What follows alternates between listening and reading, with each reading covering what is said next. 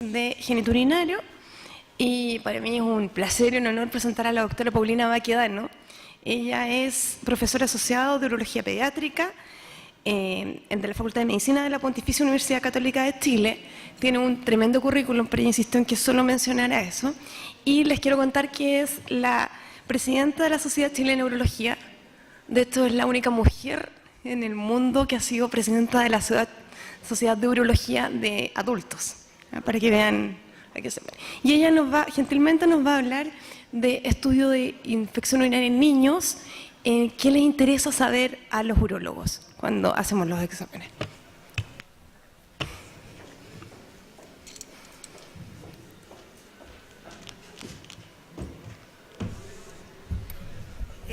Quiero en primera instancia agradecer esta invitación a los radiólogos pediatras.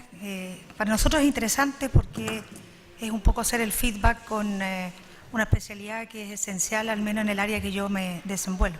Las imágenes son parte muy importante en el diagnóstico y la toma de decisión. La doctora me había pedido que hablara un poco de cómo enfrentábamos, cuál es el rol de las imágenes en la infección urinaria, y después me puso una colita y me dijo: mencione un poquitito también de la epilactasia. Sí que voy a hablar fundamentalmente de los exámenes en infección, pero voy a mencionar algo sobre la hidronefrosis. Infección urinaria, pediatría es de alta incidencia dentro de los cuadros febriles. Efectivamente, tiene una pequeña tendencia en el género, fundamentalmente en los niños, en lactantes y en recién nacidos.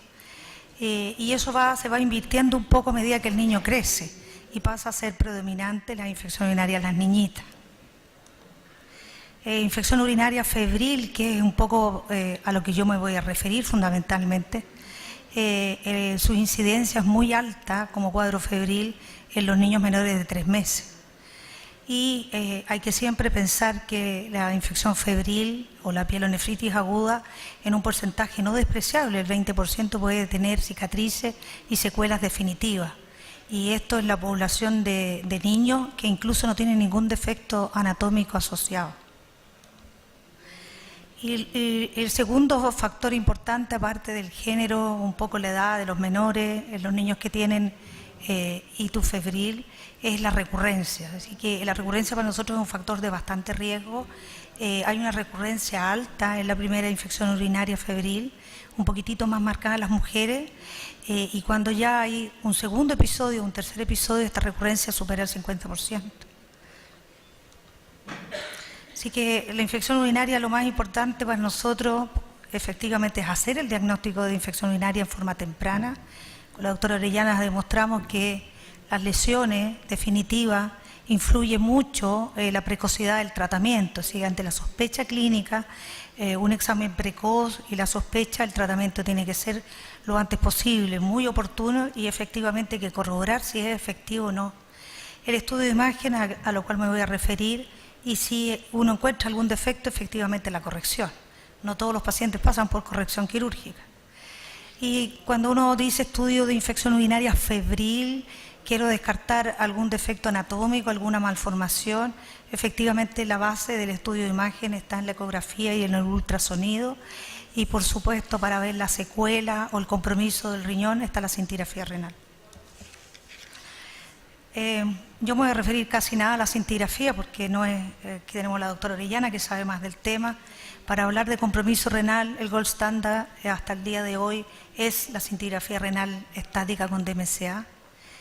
Sigue siendo un poco controversial, tengo que hacerla en el episodio agudo, depende de la disponibilidad. Si hay duda en el diagnóstico porque hay contaminación del urocultivo, efectivamente puede tener un rol. Y por último, el consenso general es que yo quiero sí evidenciar en una febril 6-8 meses después si quedó alguna secuela. Es un paciente que va a seguir permanentemente en control. Así que en ictus febril, ¿cuáles son nuestros estudios de imagen? Los padres tienen que conocer un poco cuáles los beneficios, cuáles son los riesgos: ecografía, uretrocistografía y scintigrafía. En la ecografía, ¿qué es realmente importante? Este pienso yo que es el examen más importante, lejos, y uno como clínico quisiera tener la mayor información posible. Tamaño renal es indispensable. Yo puedo plantear una infección febril con permiso renal si veo el tamaño aumentado. Tengo que hablar siempre de cuál es la ecogenicidad que ve la ecografía, cuál es esta relación, diferenciación córtico-medular. Tengo que hablar del espesor cortical, si hay dilatación de la vía urinaria, si esta dilatación es de la pelvis, si esta dilatación compromete los cálices, si hay uréter dilatado y efectivamente cuáles son las características de la vejiga. Y nunca dejar de mencionar en un niño que controla efectivamente si en el postmiccional queda algún residuo. En cuanto a las medidas, es muy importante considerar que esta puede estar de alguna manera aumentada y no tener un compromiso inflamatorio a los pacientes que tienen un doble sistema, por ejemplo. Es bien importante usar las tablas que ustedes tienen estandarizado para relacionar, según el grupo etario, si eso corresponde efectivamente a un tamaño normal y siempre hablar efectivamente de esta asimetría. Es tan relevante el tamaño renal que a nosotros nos puede desorientar y cambiar absolutamente cuál va a ser el algoritmo o el flujo en el estudio, incluso en la conducta. Hay ciertas características, los recién nacidos tienen un riñón ecográficamente un poco distinto, tienen una acentuada ecogenicidad, tienen una diferenciación córtico-medular muy acentuada. Muchas veces van a ver en un recién nacido un urotelio un poquitito engrosado, que no significa infección. Ustedes van a ver un detritus en el contenido de la orina, que tampoco necesariamente es infección, y hacer siempre la salvedad si existe o no un doble sistema.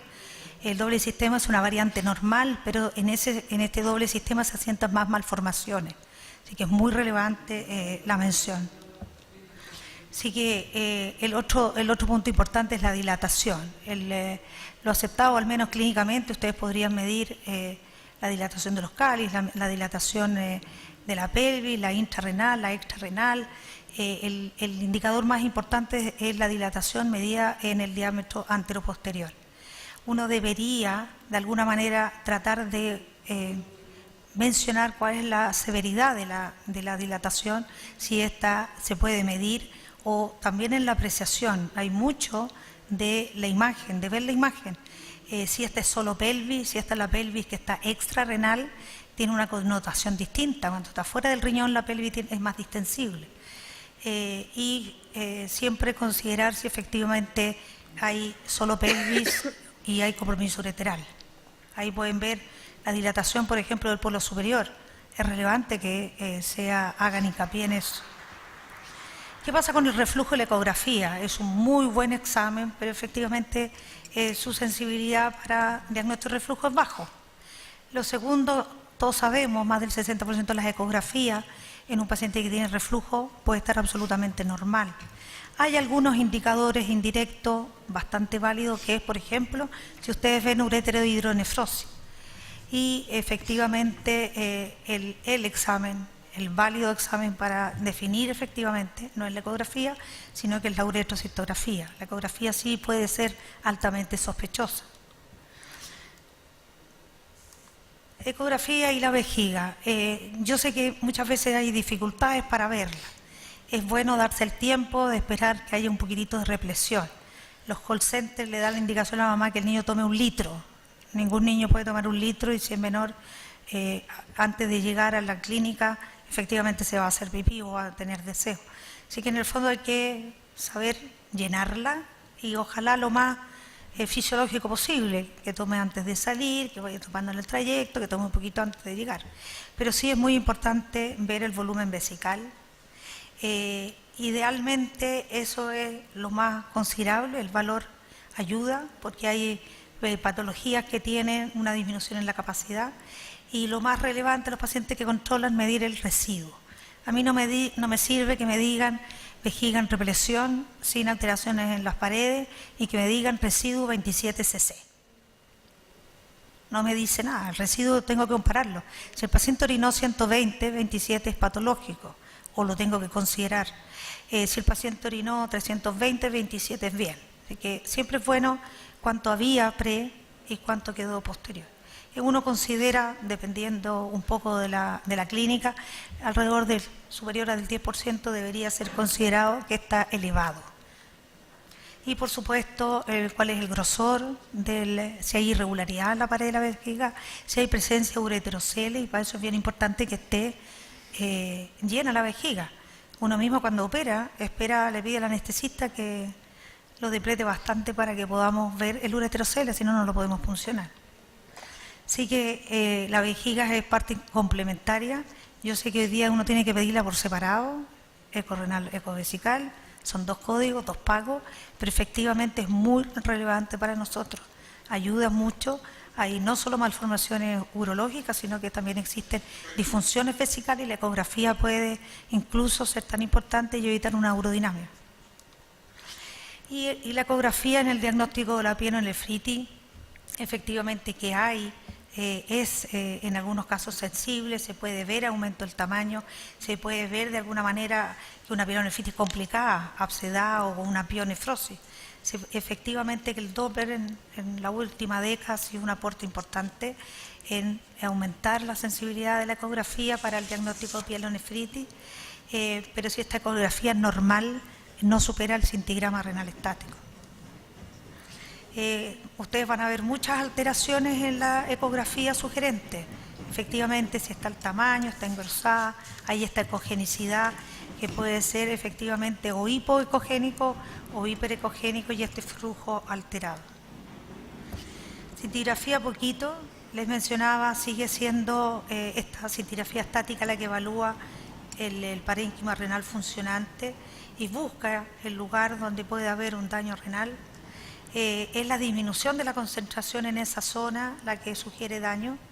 Es muy importante el control, 8 meses después ver si efectivamente en la misma zona persiste una lesión y empezar a hablar de secuela, y permite también hablar de función renal diferencial. Y la uretrocistografía, el segundo examen importante en imagen e infección, permite fundamentalmente ver reflujo vesicoureteral. Es la malformación más frecuente. Hoy día con la detección prenatal las obstrucciones en realidad son de diagnóstico mucho más precoz, así que el niño que llega con infección urinaria prácticamente en la gran mayoría permite ver el reflujo. Ve el reflujo, ve el grado de reflujo, ve si hay alguna patología asociada, por lo tanto nos habla de reflujos primarios, secundarios, permite ver si hay alguna condición anatómica, por ejemplo un doble sistema asociado.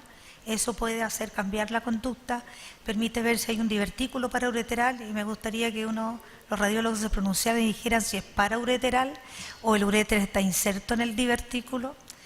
Patología vesical, que se ve muy bien, el ureterocele se ve en la uretrocistografía como una falta de llenado, por supuesto una vejiga neurogénica, la ecografía es bastante sugerente en la irregularidad en la sospecha, y algunas funciones vesicales o vejiga de lucha en la uretro también se pueden ver.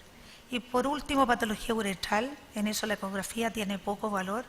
Ver las valvas uretrales, aunque uno no lo puede sospechar en la ecografía por el compromiso vesical. Los divertículos uretrales, que generalmente no son paraureterales, son más bien de pared posterior, así que la uretrocistografía en lateral es indispensable. Y tercero, algunas disinergias. Créanme que es importante, la uretrocistografía puede ver una uretra posterior en las niñitas muy dilatada, y eso no es por una valva, las valvas posteriores no existen, pero sí por un músculo estriado muy fuerte, de mucha tonalidad, y que eso es un mal hábito y que puede tener una incoordinación, y la uretrocistografía lo sospecha. La presencia de reflujo vaginal en la uretrocistografía no tiene mucho valor. Las fístulas uretrovaginales no existen, ni la sugieran, salvo que el paciente tenga alguna instrumentación, que en forma congénita yo no he visto y se menciona muy aisladamente. Reflujo, ustedes saben más que yo, usan la clasificación internacional, y lo que pueden ver de lo que yo había mencionado, esta disinergia finteriana, ustedes ven la vejiga, no es de lucha, pero ven una uretra posterior muy marcada, como la valva de las niñitas, de los varones. El divertículo, pueden ver ureter ectópico, valvas uretrales, etc. En el año 2012, la rama de nefrología pediátrica, parte de la Sociedad de Pediatría, publica las guías clínicas de cómo debe ser el manejo, el enfoque para estudiar a los pacientes con infección urinaria febril. Ustedes saben que en el mundo existen dos tendencias a hacer frente a un febril, si hay factores de riesgo como menor de edad, varón, recurrencia, una ecografía y uretrocistografía. Y dejar los factores de riesgo, el cuadro clínico, la presencia de reflujo, el cintigrama. Y existe la otra corriente que es hacer una ecografía y una cintigrafía y dejar la uretrocistografía solo para aquellos casos en que la cintigrafía está alterada. Así que este grupo de nefrólogas pediatras, en base a la evidencia científica y un poco las condiciones locales, plantea que efectivamente el estudio tiene que ser precoz. Si es diferido, al menos en todos los pacientes que hay factores de riesgo que ya mencioné, menores de 6 meses, una infección urinaria, por ejemplo, a proteus, una infección urinaria, una pielonefritis abscedada. El proteus es más frecuente en los cálculos y cuando uno tiene infección y cálculo, la probabilidad de una malformación es mayor. Y en aquel paciente que efectivamente hace infecciones recurrentes. Y las recomendaciones, lo que yo le decía, una ecografía en todos los pacientes con infección urinaria, ecografía al menos en todos, y uretrocistografía en este grupo de riesgo, paciente que tiene hidronefrosis, eso nunca es normal, y si el cintigrama está alterado. La rama sugiere también en su estudio que en la fase aguda, solo si existe la disponibilidad o si hay un error en el diagnóstico de infección, usarla. Pero sí la recomendación en todo es tardíamente 6 a 8 semanas. La cistografía isotópica solamente en aquellos pacientes que siguen los cuadros recurrentes y que la uretro haya sido negativa. Esta segunda corriente efectivamente es no hacer la uretro en primera instancia y dejar el primer episodio, realizar solamente ecografía y cintigrafía. Si la ecografía y la cintigrafía están normal, abstenerse de hacer la uretro y solo hacerla si el cintigrama está normal. Así que la rama de pediatría sugiere estos dos enfoques y hace bastante hincapié que se tienen que estudiar. Las guías europeas hablan más o menos prácticamente el mismo consenso, es una de las pautas que usó la rama en tomar en consideración, hace los mismos dos delineamientos. Así que tienen estas infecciones febriles, ecografía y cistografía para todos, ¿ya? Y DMCA en aquellos pacientes que tuvieron una febril a los 6 meses y adelantan un poco el DMCA si el paciente descubrieron reflujo. Existe este otro enfoque, es que yo le hago solo ecografía y cintigrafía y reservo la uretrocistografía para aquellos en que el DMCA está considerado anormal. Algo de diagnóstico prenatal. Prácticamente el 1% de los embarazos en Chile tienen malformaciones congénitas. Por supuesto que las cardiopatías congénitas son las más frecuentes. Lo que sí, la ecografía prenatal ha permitido la detección de un alto porcentaje de malformaciones del sistema nervioso central, porque permite ver el contenido líquido fácilmente. Y en la segunda en importancia son las malformaciones de la vía urinaria. Así que yo puedo encontrar alguna sospecha en al menos 1 de cada 100, 1 de cada 250, 1 cada 350, según el seguimiento, de alguna sospecha, solo sospecha. ¿De qué habla la ecografía prenatal? Habla de pielectasia, es decir, solo pelvis dilatada, o habla de hidronefrosis si los cálices están comprometidos. El consenso internacional es que hay muchas pelvis dilatadas en el embarazo y yo debo solo considerar patológica o sospechosa si la pelvis mide más de 4 milímetros y la edad gestacional es menor a 33 y debo considerarlo patológico más de 7 milímetros y la edad gestacional es mayor a 33. El diagnóstico urológico ha sido muy relevante, prácticamente el 80% de las malformaciones congénitas obstructivas hoy día se detectan en el embarazo, un embarazo bien controlado, y hay que hablar que efectivamente estas pielestaxias, un porcentaje casi del 50% va resolviendo y va desapareciendo en los primeros 6 meses. Es un paciente que nunca hace una infección urinaria en ese intertanto, es un paciente que tiene una pielectasia que va desapareciendo y entonces al cabo de los 6 meses se da de alta con el diagnóstico de una hidronefrosis fisiológica o transitoria. El estudio postnatal es lejos lo más importante. Es cierto que uno podría hacer un manejo prenatal, pero no es relevante.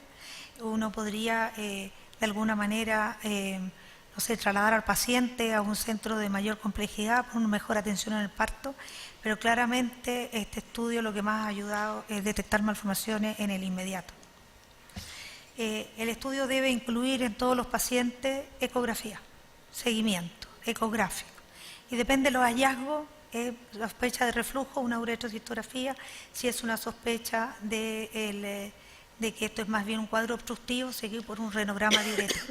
Así que tenemos ecografías postnatales en que ya no persiste la dilatación y en aquellas que persiste, haciendo el hincapié si es una hidronefrosis, una ureterohidronefrosis. En Chile la rama de urología no ha hecho la publicación, pero desde el año 97 tenemos el consenso de que recomendamos que todos los recién nacidos que han tenido una dilatación de la pelvis al menos se controlen a finales de la primera semana. De aquellos pacientes, en cambio, porque el paciente tiene una fase oligúrica que disminuye el contenido y entonces subestima la dilatación. La única ecografía que debe hacerse precozmente en aquellos pacientes que tienen la sospecha de valvas de la uretra posterior, y eso se puede hacer casi en el inmediato. Los pacientes, efectivamente, la dilatación es bien importante clasificarla. Sigue siendo una pielectasia, es una pielectasia con compromiso de los cálices, y hoy día existe una clasificación de la Sociedad Fetal de Urología, así como ustedes tienen la de Radiología para el Reflujo, que absolutamente cataloga cuál es el grado de hidronefrosis, cómo nombrarla. La ecografía siempre debe mirar los cálices, debe mirar el uréter, debe mirar el parénquima, la presencia de quiste, y siempre no dejar de ver la vejiga. Y la sociedad habla de los normales, habla cuando es solo pelvis, y hoy día se introduce el término de pielectasia, habla de dilatación de la pelvis y prácticamente solo se identifica los cálices pero no están dilatados, y ya a los grados más moderados hay dilatación de los cálices, y el grado 4, el más severo, tiene compromiso del parénquima. El control debe ser seriado, ecografía seriada. En general, a los pacientes, dependiendo un poco de cuál es el grado de la primera dilatación, si los grados son discretos, uno podría hacer una ecografía 4 o 6 semanas después. Y eso nos va a ir dando cuenta si esto es una de estas hidronefrosis de resolución espontánea o esto va progresando. La cisturectografía, en realidad, siempre para los pacientes que tienen progresión y compromiso ureteral. Eso no es una pielectasia, esa no se va a resolver. Y yo hago atención en los casos bilaterales. Los casos bilaterales tienen más probabilidad de ser reflujo, la dilatación pélvica, que tener una estenosis periuretral bilateral. La uretrocistografía, yo les decía, precozmente para las valvas, y la uretrocistografía en un paciente que tiene una pielectasia no ha progresado la dilatación, y en el intertanto que lo estamos siguiendo hace una infección urinaria. Y ahí pasó y cambió de carril, por lo tanto eso también es una indicación de agregar una uretrocistografía al estudio. La cintigrafía es recomendada en los pacientes que tienen una importante dilatación de la pelvis, en que hace sospechoso una estenosis periureteral, o en un paciente que tiene una dilatación del uréter, una ureterohidronefrosis, que hemos descartado el reflujo. Es un procedimiento que, si yo veo progresión de la dilatación, lo puedo hacer en diferido para confirmar efectivamente que esa dilatación deja de ser fisiológica y se está transformando en un mal drenaje. La cintigrafía nos permite hablar también de la función renal. Así que nuestro algoritmo es ecografía. Según la ecografía, si esta ecografía es discreta, uno le hace seguimiento. Si la ecografía es severa, es bilateral, tiene compromiso del uréter o progresa, pensar en la uretrocistografía. Si se descarta el reflujo, plantear un megauréter obstructivo o alguna malformación obstructiva. Esto es lo más importante. Para nosotros los clínicos, el diagnóstico de imagen es fundamental. Yo bajo, yo la miro. Si no me convence, bajo y vuelvo a hablar y lo miro con los radiólogos. Es importante en el manejo. Esta interpretación tiene que ser en grupo. Es relevante el radiólogo, es relevante el médico nuclear, hay que considerar en la interpretación los otros exámenes y por supuesto que la clínica. Y que este es un equipo para dar mejor información de lo que estamos pidiendo. Muchas gracias.